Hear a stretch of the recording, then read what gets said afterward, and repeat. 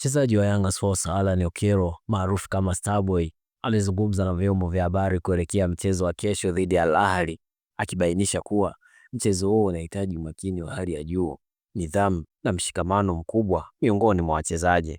Akizungumza maandalizi ya mchezo huo, Alan Okello alisema Yanga inakutana na mpinzani mwenye uzoefu mkubwa na kikosi chenye ubora wa hali ya juu. Kesho tunacheza dhidi ya timu yenye uzoefu mkubwa, yenye wachezaji wa kiwango cha juu na benchi lenye nguvu. Hivyo ni muhimu kwa sisi wachezaji kuwa na mshikamano na kupambana kwa dakika zote.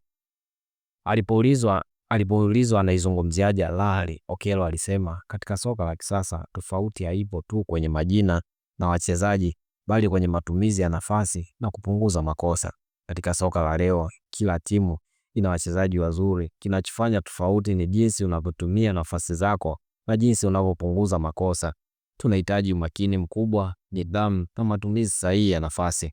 Mchezaji huyu alisisitiza kuwa licha ya kuwaheshimu wapinzani wao, Yanga ina imani kubwa na uwezo wake. Tunaheshimu wapinzani wetu, lakini tuna imani pia katika uwezo wetu.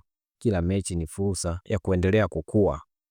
Kauli hiyo inaonyesha dhamira ya wachezaji wa Yanga kupambana bila woga na kuendelea kujijenga kama moja ya timu zinazokuwa kwa kasi barani Afrika. Wewe kama shabiki ya Mwananchi Yanga, dondosha comment yako hapo chini. Usisahau kulike, kushare na kusubscribe ili kuendelea kupata habari na matukio ya kimichezo.